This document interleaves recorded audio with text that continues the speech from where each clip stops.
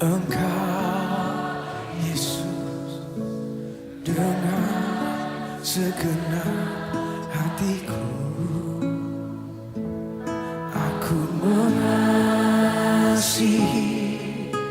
Engkau Yesus dengan segenap jiwaku. Ku renungkan firman-Mu siang dan malam, ku pegang perintah-Mu dan ku lakukan. Engkau tahu ya Tuhan, tujuan hidupku hanyalah untuk menyenangkan hati.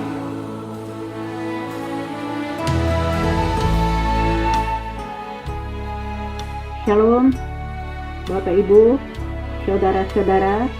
Mari kita perkatakan firman Tuhan, Mazmur 91. Dalam lindungan Allah. Orang yang duduk dalam lindungan yang maha tinggi dan bermalam dalam naungan yang maha kuasa akan berkata kepada Tuhan, tempat perlindunganku dan kubu pertahananku, Allahku yang kupercayai. Sungguh, Dialah yang akan melepaskan engkau dari jerat penangkap burung, dari penyakit sampar yang busuk. Dengan cepatnya ia akan menudungi engkau, di bawah sayapnya engkau akan berlindung. Kesetiaannya ialah perisai dan pagar tembok. Engkau tak usah takut terhadap kedahsyatan malam, terhadap panah yang terbang di waktu siang, terhadap penyakit sampar yang berjalan di dalam gelap, terhadap penyakit menular yang mengamuk di waktu petang. Walau 1000 orang rebah di sisimu dan 10.000 di sebelah kananmu, tetapi itu tidak akan menimpamu. Engkau hanya menontonnya dengan matamu sendiri dan melihat pembalasan terhadap orang-orang fasik.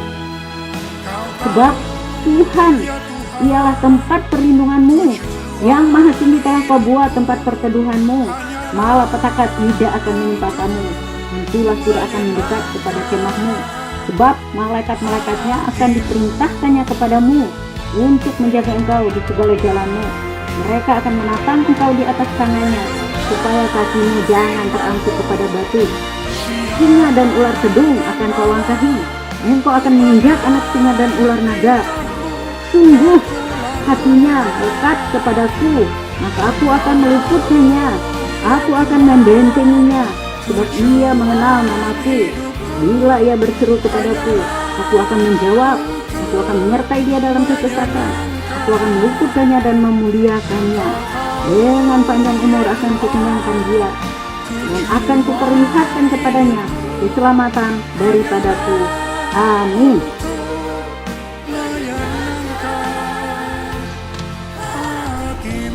Shalom. Mari Bapak Ibu Jemaat GBI Ujung Menteng yang akan mengikuti ibadah live streaming, kita sama-sama memperkatakan arti Pentakosta ketiga. Firman Tuhan diambil dari 2 Korintus 4 ayat 13. Namun karena kami memiliki roh iman yang sama, seperti ada tertulis, aku percaya, sebab itu aku berkata-kata. Maka kami juga percaya, dan sebab itu kami juga berkata-kata. Arti Pentakosta ketiga. 1. Pentakosta ketiga adalah pencurahan Roh Kudus yang dahsyat di zaman now, melebihi yang terjadi di Azusa Street. 2. Pentakosta ketiga akan mengakibatkan penuaian jiwa yang terbesar dan yang terakhir sebelum Tuhan Yesus datang kembali. 3. Pentakosta ketiga akan membangkitkan generasi Yeremia, yaitu anak-anak muda yang dipenuhi Roh Kudus, cinta mati-matian kepada Tuhan Yesus, tidak kompromi terhadap dosa, dan akan bergerak untuk memenangkan jiwa. 4. Pentakosta ketiga lahir di Indonesia yang bergerak ke bangsa-bangsa. Gerakan ini dari timur ke barat dan akan kembali ke Yerusalem. 5. Pentakosta ketiga akan memberikan kuasa untuk menyelesaikan amanat agung, dan setelah itu Tuhan Yesus datang kembali. Amin. Shalom Bapak Ibu yang dikasihi Tuhan. Bertemu lagi kita dalam ibadah online kita hari ini. Saya percaya kita semua ada dalam keadaan sehat, dalam perlindungan Tuhan. Kita siapkan hati kita akan mulai ibadah kita. Sebelumnya mari kita bersama-sama bersatu di dalam doa. Bapa yang baik, terima kasih, kami mengucap syukur buat segala kasih dan kebaikan Tuhan, untuk anugerah-Mu yang Kau limpahkan bagi setiap kami Tuhan. Kami percaya hidup kami ada saat ini semua karena kasih Tuhan, karena Engkau yang sudah melimpahkannya, memberikannya bagi setiap kami. Tuhan terima kasih, di hari Sabat ini Tuhan kami mau rindu menyembah Engkau, memuji Engkau Tuhan bersama-sama di dalam hadirat-Mu, di tempat kediaman kami masing-masing. Kami percaya Tuhan Engkau hadir di dalam setiap hati kami. Terima kasih Tuhan Yesus, berdaulatlah Engkau dalam ibadah kami hari ini Tuhan. Engkau nyatakan kuasa dan mujizat-Mu bagi setiap kami. Terima kasih Tuhan, terpujilah nama-Mu dalam nama Yesus. Haleluya. Amin. Terima kasih Tuhan. Kami mau bawa hidup kami kepadamu. Kami bawa penyembahan kami kepadamu pagi hari ini Tuhan. Mari nyatakan terus kuasa dan urapan bagi kami. Oh Yesus Tuhan, bukan dengan kekuatanku ku dapat jalani hidupku, tanpa Tuhan yang di sampingku ku tak mampu sendiri. Engkaulah kuatku yang menopangku. Ku pandang wajah-Mu dan berseru, pertolonganku datang dari-Mu. Peganglah tanganku, jangan lepaskan. Kaulah harapan dalam hidupku. Mari Tuhan, dengan segenap hati kita mau datang bawa hidup kita kepada Tuhan. Oh Tuhan, bukan dengan kekuatanku ku dapat jalani hidupku, tanpa Tuhan yang di sampingku ku tak mampu sendiri. Engkaulah kuatku yang menopangku. Ku pandang wajah-Mu dan berseru, pertolonganku datang dari-Mu.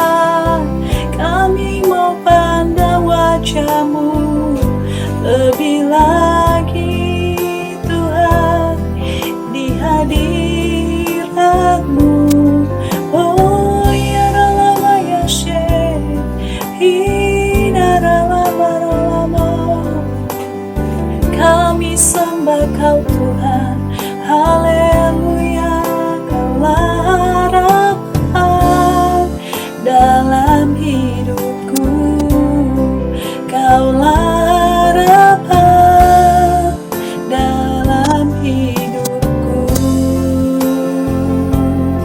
Oh Tuhan, Kaulah harapan kami yang kami sembah.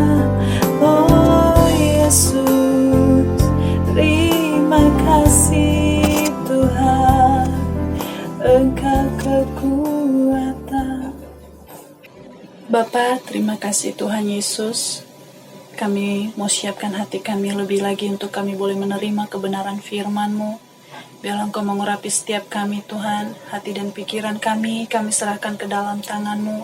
Biarlah Engkau mengajar kami lewat kebenaran firman-Mu hari ini ya Tuhan. Dan layakkan setiap kami untuk kami boleh menerima perjamuan kudus Tuhan bersama-sama Tuhan Yesus. Terima kasih Tuhan, berbicaralah, nyatakan kuasa urapan-Mu. Biarlah firman-Mu adalah firman yang menguatkan setiap kami, bahkan firman yang mengajar kami Tuhan Yesus untuk terus kami berpengharapan hanya kepada Engkau saja. Terima kasih Tuhan, terima kasih. Kami buka hati kami lebih lagi untuk firman Tuhan di tempat ini. Dalam nama Yesus Tuhan. Haleluya. Amin.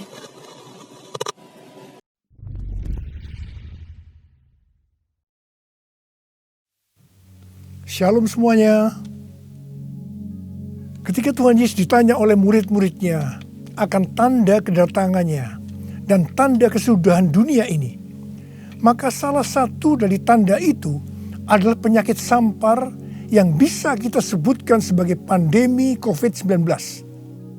Jadi pandemi COVID-19 adalah bagian dari tanda kedatangan Tuhan Yesus di awan-awan untuk menjemput gerejanya. Ada yang berkata bahwa penyakit sampar sudah terjadi berulang-ulang. Malah pada tahun 1918 sampai dengan 1920 ada wabah flu Spanyol yang menyebabkan 50 juta orang meninggal. Tetapi Tuhan Yesus belum datang. Jangan-jangan setelah pandemi COVID-19 Tuhan Yesus juga tidak akan segera datang.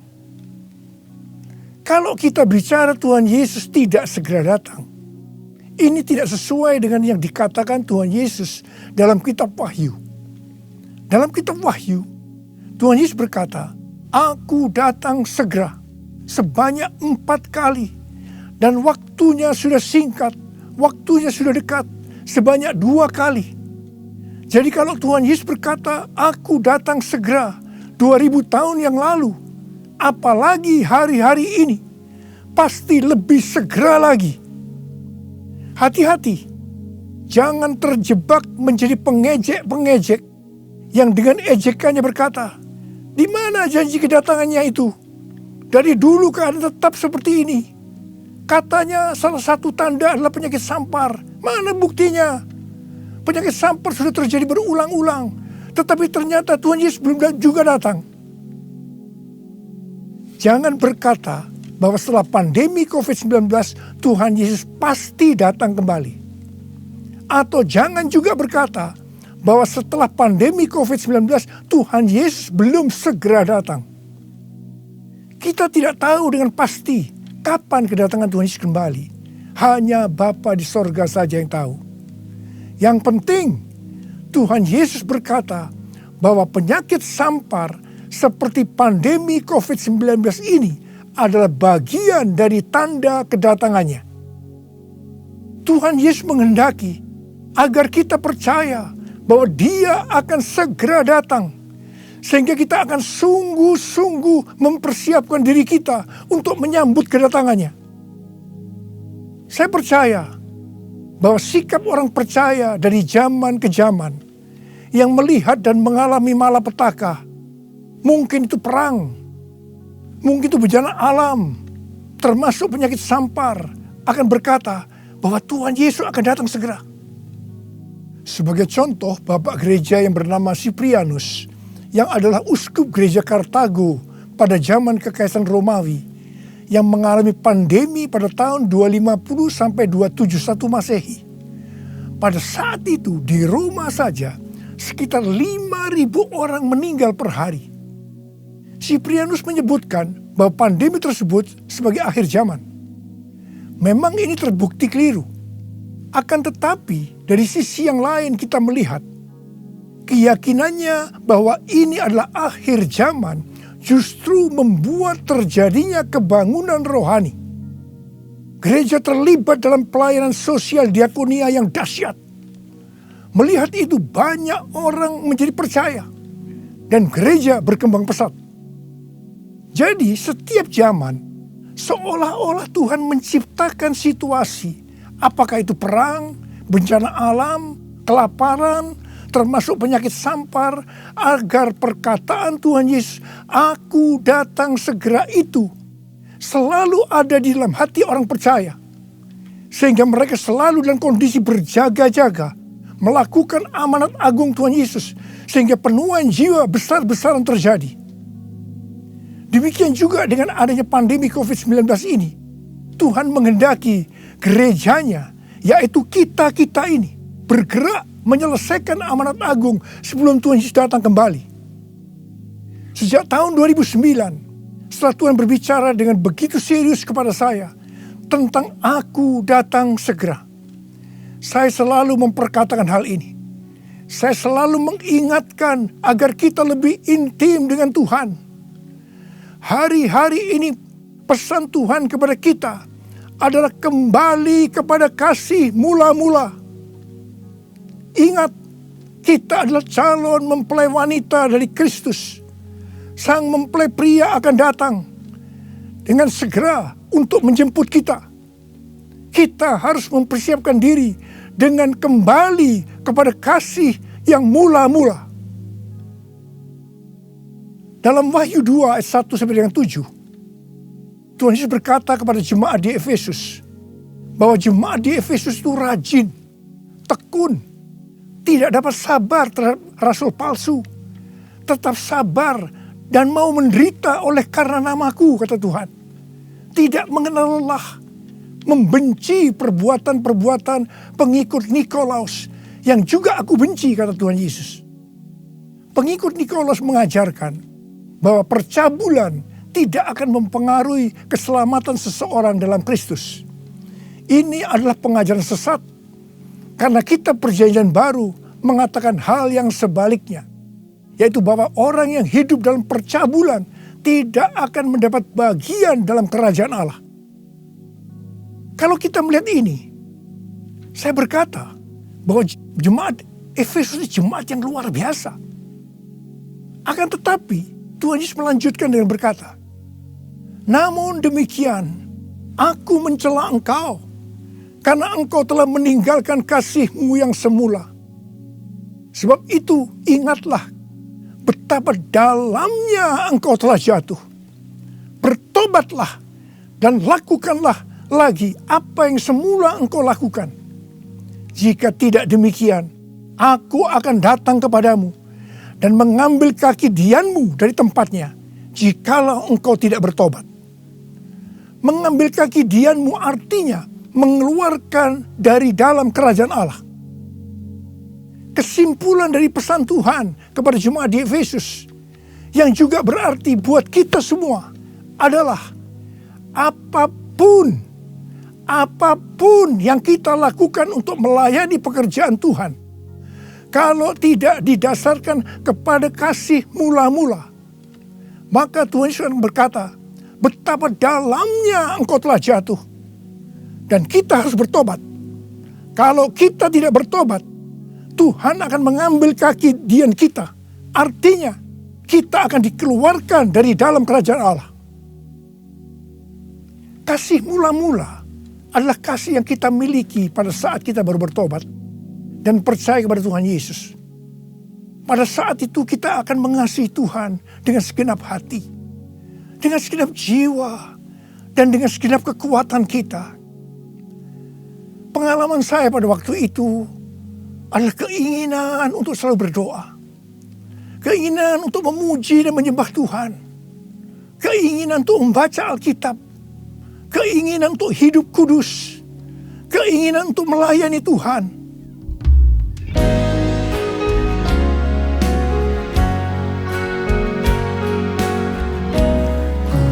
cinta Kau Yesus, hanya Engkau bagiku Yesus. Sungguh ku rindu mengatakannya, betapa aku mengasihimu. Engkau Allah dan Rajaku, kekasih dan hidupku. Engkau segalanya bagiku. Ku bersyukur kepadamu. Ku bersyukur kepadamu. Ku bersyukur kepadamu.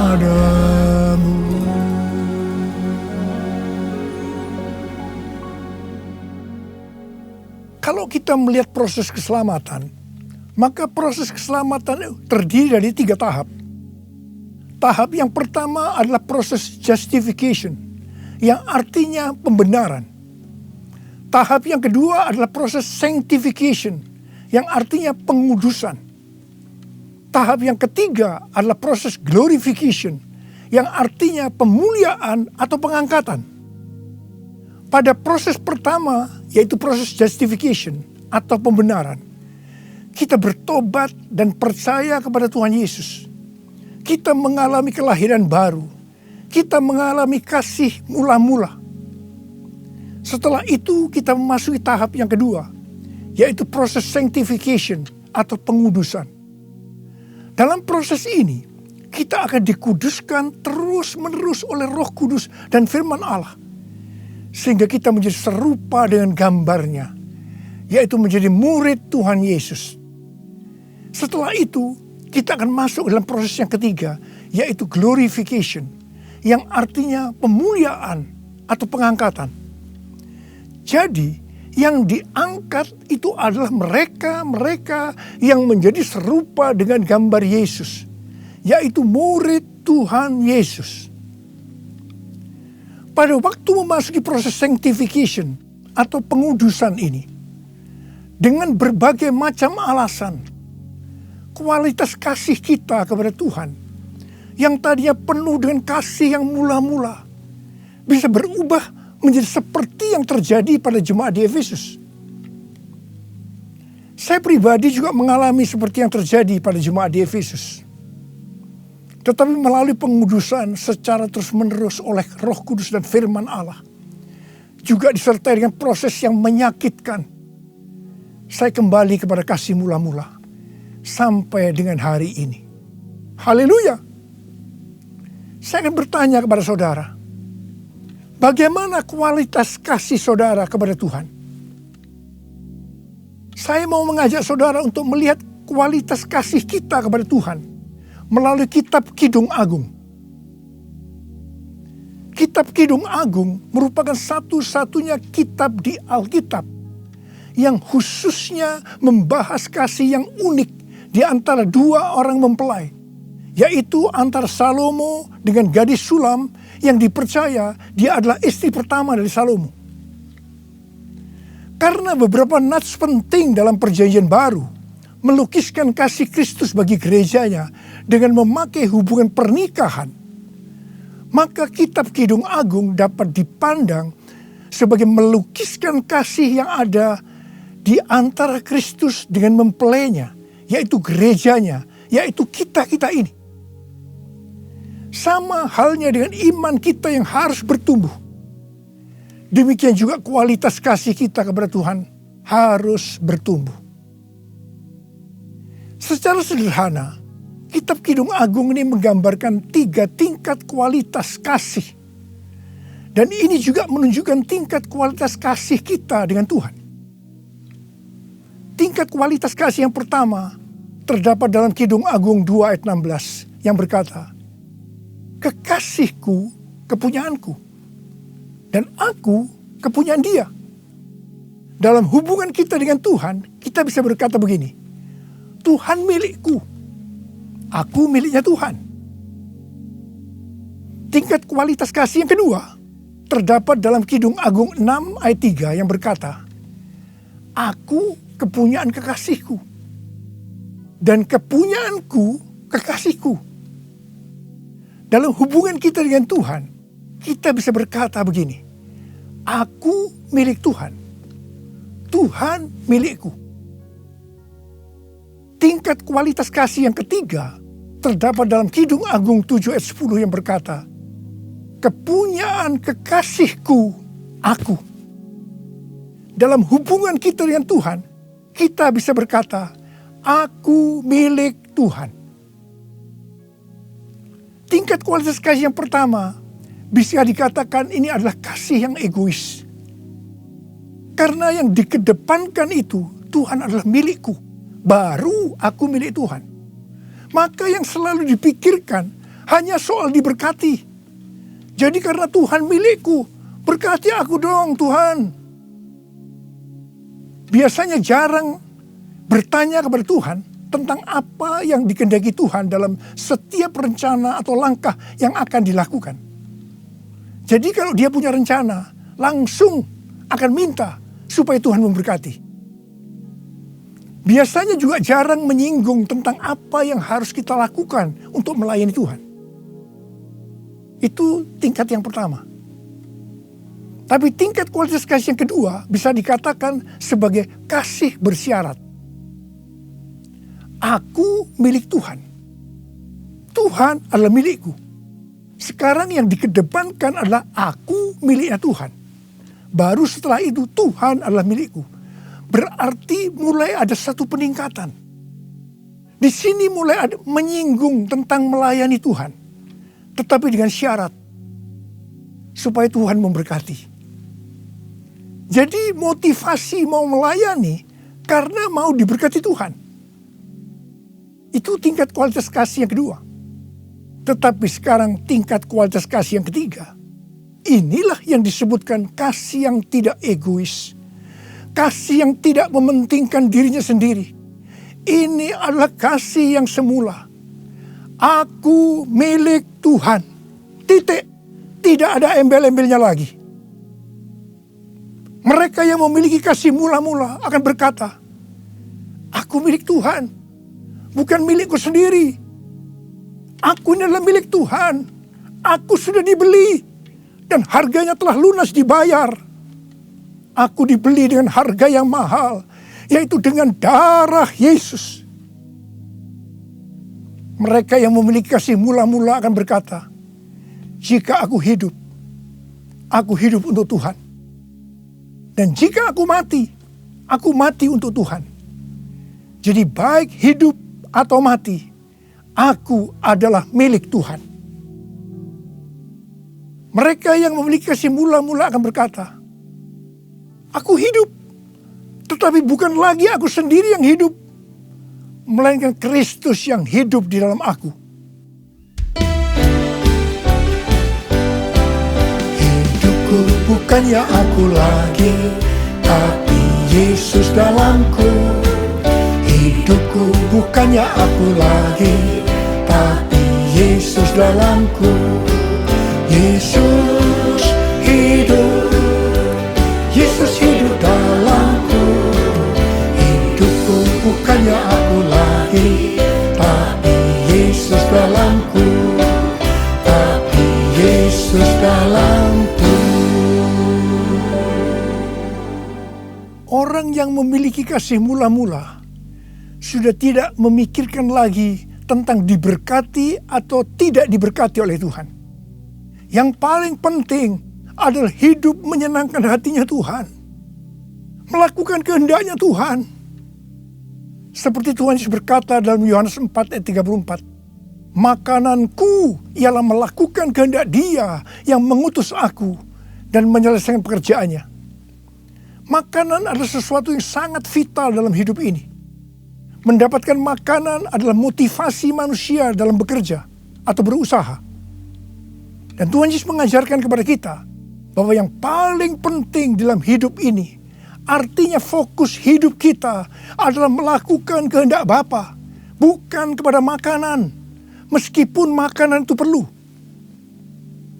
Orang yang memiliki kasih mula-mula akan melayani Tuhan seperti yang terdapat dalam Roma 14 ayat 17 dan 18 yang berkata, sebab kerajaan Allah bukanlah soal makanan dan minuman, tetapi soal kebenaran, damai sejahtera, dan sukacita oleh Roh Kudus.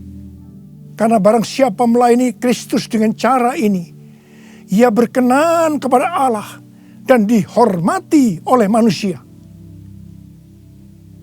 Orang yang memiliki kasih mula-mula akan selalu berkata, sebab engkau baik, bahwasanya untuk selama-lamanya kasih setiamu.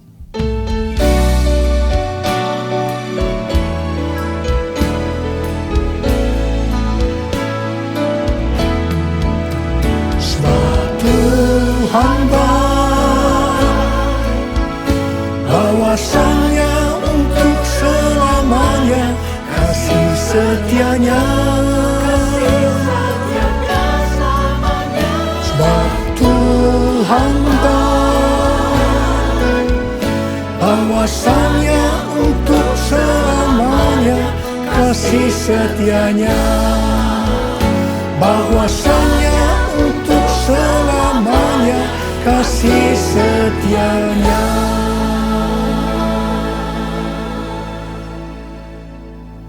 Pujian ini diajarkan oleh Daud dan terus dinyanyikan setelah zaman Daud. Tuhan memberitahu kepada Daud hal yang paling menyenangkan hatinya Tuhan, yaitu kalau dipuji oleh kita, bahwa Tuhan itu baik, bahwasanya untuk selama-lamanya kasih setianya. Karena memang itulah yang Tuhan lakukan untuk kita. Jadi apapun masalah yang kita hadapi, nyanyikan terus pujian tadi. Orang yang memiliki kasih mula-mula akan berkata, aku tidak takut, sebab Tuhan menyertai aku. Aku tidak bimbang, sebab Tuhan adalah Allahku. Tuhan akan meneguhkan aku, bahkan akan menolong aku. Tuhan akan memegang aku dengan tangan kanannya, yang membawa aku kepada kemenangan.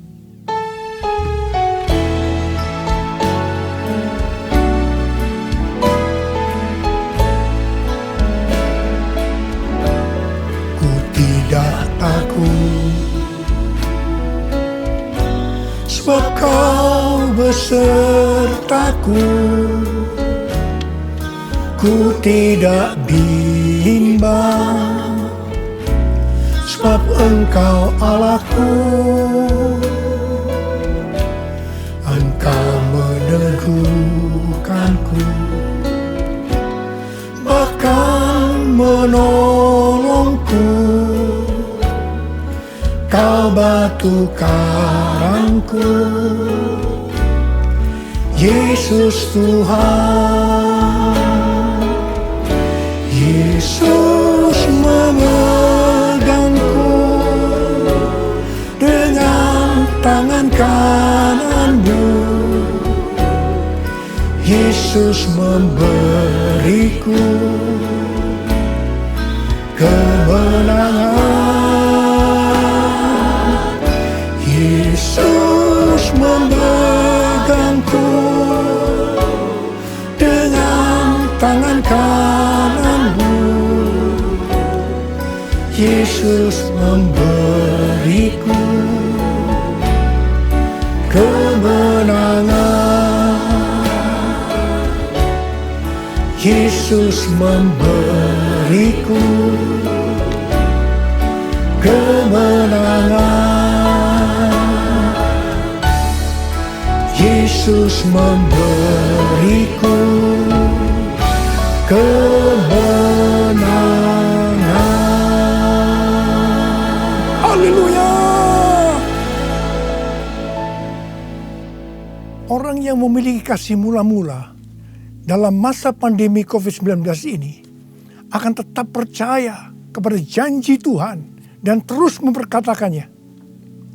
Orang yang memiliki kasih mula-mula akan berkata, Tuhan, saya mau menyelesaikan amanat agung dengan kuasa dari Roh Kudus, yaitu Pentakosta yang ketiga. Tuhan, saya berjanji untuk memakai mulut ini hanya berbicara tentang firman Tuhan, bukan yang lain-lain. Orang yang memiliki kasih yang mula-mula akan melakukan firman Tuhan seperti yang terdapat dalam lagu ini. Aku mengasihi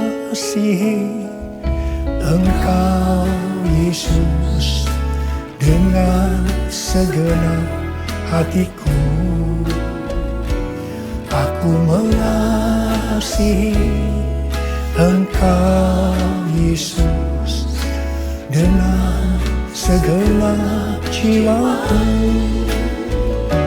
Ku renungkan firman-Mu siang dan malam, ku pegang perintah-Mu dan ku lakukan. Engkau tahu ya Tuhan, tujuan hidupku hanyalah untuk menyenangkan hati-Mu. Menyenangkan hati-Mu, menyenangkan hati-Mu.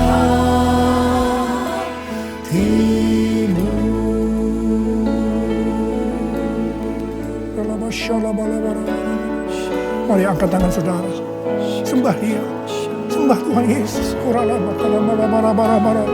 Tuhan Yesus, sembah. Yang sudah berbahasa roh saat ini. Yang belum, terus katakan haleluya, haleluya. Urialala bakana maya ralala barabara. Oh rarabasande. Ikarala maya rala bala bala bala bala bala bala bala bala bala bala bala. Urala bala bala bala. Urialala bala bala bala bala. Urala bala bala bala bala. Urala bala bala bala bala bala. Uri beda bala bala. Hamba berdoa buat anak-anak-Mu ini semua Tuhan. Hamba berdoa mereka kembali kepada kasih yang mula-mula. Kembali kepada kasih yang semula. Kasih yang mula-mula. Ya Tuhan, hamba berdoa buat mereka. Tuhan, terima kasih. Terima kasih ya Tuhan, terima kasih Engkau akan segera datang untuk kali yang kedua. Bapa, hamba berdoa di tengah pandemi COVID-19 ini. Anak-anak-Mu yang mengalami bermacam-macam masalah. Engkau tolong mereka ya Tuhan. Tolong ya Tuhan. Mungkin mereka ketakutan, kebingungan. Ketakutan yang berlebihan, paranoid Tuhan. Tolong mereka ya Tuhan. Yang terpapar dengan COVID-19 sakit Tuhan. Dalam nama Yesus, aku sekarang perintahkan COVID-19. Kau keluar. Sembuh dalam nama Yesus. Sembuh dalam nama Yesus. Sembuh dalam nama Yesus. Oh Tuhan, terima kasih. Katakan terima kasih. Terima kasih ya Tuhan. Terima kasih ya Tuhan. Terima kasih. Terima kasih ya Tuhan. Terima kasih. Oh rala bara bara bara bara. Terima kasih. Oh rala bara bara bara. Terima kasih. Dalam nama Yesus. Dalam nama Yesus. Amin. Mari saudara-saudara, kita akan masuk dalam perjamuan kudus. Kita akan mengingat ayat ini. Sebab setiap kali kamu makan roti ini dan minum cawan ini, kamu memberitakan kematian Tuhan sampai Ia datang. Perjamuan kudus adalah perjamuan Tuhan Yesus sendiri. Setiap kali kita masuk dalam perjamuan kudus, Tuhan Yesus selalu berkata, biarlah ini menjadi peringatan akan daku. Karena itu mari arahkan hati kita kepada Tuhan. Kita akan mengingat kebaikan Tuhan. Mari tundukkan kepala. Tuhan, siapakah kami ini sebelum kami mengenal Engkau? Kami semua orang berdosa. Upah dosa adalah maut, mati. Tapi Engkau yang tidak berdosa telah dijadikan dosa oleh karena kami. Engkau harus mati dengan penderitaan yang luar biasa ya Tuhan. Itu Engkau ya Aba. Betapa baiknya Engkau. Engkau jadikan kami sebagai anak-anak-Mu. Engkau tuntun kami, Engkau bela, Engkau lindungi, Engkau berkati. Engkau sembuhkan kami, Engkau ajar kami ya Tuhan. Engkau juga menghajar kami kalau kami salah Tuhan. Terima kasih ya Aba. Terima kasih Engkau itu adalah Engkau ya Tuhan. Tuhan Yesus akan memberkati saudara melalui perjamuan kudus ini. Tapi Tuhan mau kita makan dan minum dengan cara yang benar. Karena itu masing-masing sekarang berdoa. Lihat keadaan dirimu masing-masing. Jangan menyimpan dosa. Kalau ada dosa yang Tuhan ingatkan saat ini, langsung minta ampun. Ampuni saya Tuhan, ampuni saya. Katakan ampuni, ampuni ya Tuhan, ampuni. Supaya sudah diberkati oleh Tuhan. Tuhan ampuni anak-anak-Mu. Kau melihat mereka yang sedang meminta ampun di hadapan Tuhan. Ampuni mereka. Kasihani mereka ya Tuhan, kasihani. Layakkan kami masuk dalam perjamuan kudus. Kami akan masuk dalam perjamuan kudus dengan hati yang penuh sukacita. Hati bersyukur. Dalam nama Yesus kami berdoa. Amin. Sekarang mari angkat roti di tangan kanan saudara tinggi-tinggi. Sebab apa yang telah kuteruskan kepadamu telah aku terima dari Tuhan. Yaitu bahwa Tuhan Yesus pada malam waktu ia diserahkan mengambil roti dan sesudah itu ia mengucap syukur atasnya. Ia memecah-mecahkannya dan berkata, inilah tubuhku yang diserahkan bagi kamu. Perbuatlah ini menjadi peringatan akan aku. Sudah dikasih Tuhan. Bukankah roti yang kita pecah-pecahkan ini adalah persekutuan kita dengan tubuh Kristus? Mari kita makan dalam nama Yesus.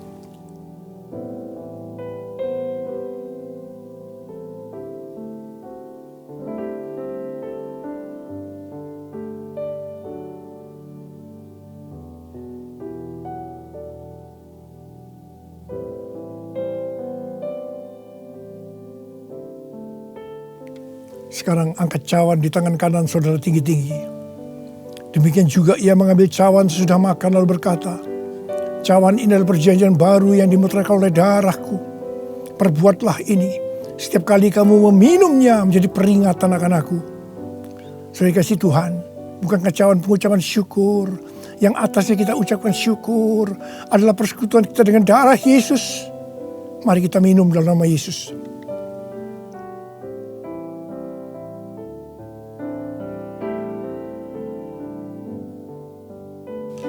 Angkat tangan saudara. Ucapkan terima kasih. Ucapkan syukur. Ucapkan syukur dan terima kasih ya Tuhan. Kami mengucap syukur dan terima kasih ya Tuhan. Terima kasih. Engkau baik ya Tuhan. Bahwasanya untuk selama-lamanya kasih setiamu. Engkau baik ya Tuhan. Engkau baik ya Tuhan. Bahwasanya untuk selama-lamanya kasih setiamu. Tuhan terima kasih. Tuhan terima kasih. Terima kasih. Terima pengurapan Tuhan saat ini. Angkat kedua tanganmu. Terima. Terima. Terima. Urapi anak-anakmu. Terima. Terima pengurapan Tuhan. Terima. Terima. Terima kasih Yesusku. Terima kasih Yesusku. Puji syukur hanya bagi Tuhanku. Terima kasih Yesusku.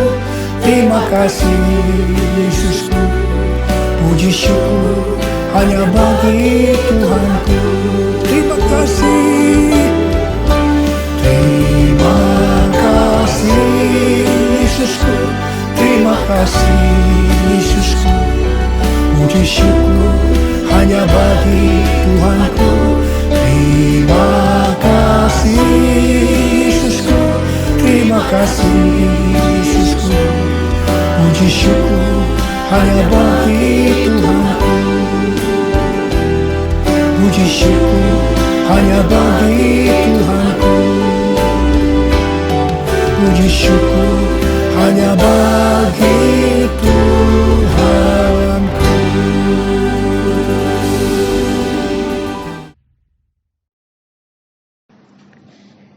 Shalom Bapak Ibu Jemaat Setia GBI Ujung Menteng. Kita akan mendengarkan pengumuman untuk 1 minggu ke depan. Terima kasih atas pelayanan Gembala Sidang Bapak Pendeta Dr. Insinyur Niko Nyoto Rahajo yang sudah memberitakan firman Tuhan dan melayani perjamuan kudus pada hari ini. Tuhan Yesus memberkati. Ibadah online GBI Ujung Menteng Minggu 25 Oktober 2020 tetap pada pukul 10 pagi. Untuk ibadah sekolah minggu pada pukul 9 pagi. Menara doa Rayon 1G via Zoom diadakan setiap hari Senin sampai Jumat pukul 17.00 sampai 18.00 WIB. Bagi Bapak Ibu yang rindu dan terbeban untuk berdoa dapat mengikutinya. Rumah doa lokal GBI Ujung Menteng via Zoom akan diadakan setiap hari Kamis pukul 19.00 WIB. Kami mengajak jemaat dan pelayan jemaat untuk turut berdoa di rumah doa ini. Menara Doa United Prayer Tower UPT via Zoom. Menara doa gabungan dengan menara doa yang ada di Kanada, USA, Australia. Rayon 1G akan melayani setiap hari Selasa pukul 12.00 sampai 13.00 WIB. Kami mengajak para pelayan jemaat dan jemaat untuk turut serta dalam doa ini. Mulai tanggal 1 sampai 31 Oktober, kita mengadakan doa puasa bersama. Seluruh pelayan jemaat aktivis wajib. Untuk jemaat dihimbau mengikuti. Jenis puasa ditentukan masing-masing. Kami menghimbau Bapak Ibu untuk dapat terus membangun mesbah keluarga di rumah masing-masing. Setiap hari pukul 9 malam. Tetap terus membangun hubungan yang intim dengan Tuhan lewat doa, pujian, penyembahan. Cool, Community of Love, GBI Ujung Menteng, adalah komunitas kasih di mana ada kesatuan hati, tumbuh bersama untuk memenangkan jiwa. Akan tetap diadakan secara online. Kami menghimbau bagi Bapak, Ibu, Saudara-saudari yang belum bergabung dalam KUL, agar bergabung pada KUL yang terdekat, atau dapat menghubungi nomor yang tertera pada layar Anda. Bagi pelayan jemaat dan jemaat yang rindu mengikuti pembelajaran Alkitab, dapat mengikuti KOM, atau Kehidupan Orientasi Melayani. Ada KOM 100, KOM 200, KOM 300. Pembelajaran via online. Bagi yang berminat bisa menghubungi sekretariat atau nomor yang tertera di layar kaca Anda. Puji Tuhan, pada tanggal 14 Oktober 2020, kembali GBI Ujung Menteng menyalurkan bantuan kepada 10 kakak jemaat yang terdampak COVID. Terima kasih kepada donatur yang tetap memberi persembahan peduli COVID-19. Tuhan Yesus memberkati berlimpah-limpah. Untuk persembahan umum, kolekte, persepuluhan, dan persembahan lainnya dapat dilakukan melalui transfer ke nomor rekening yang tertera di layar Bapak Ibu sekalian.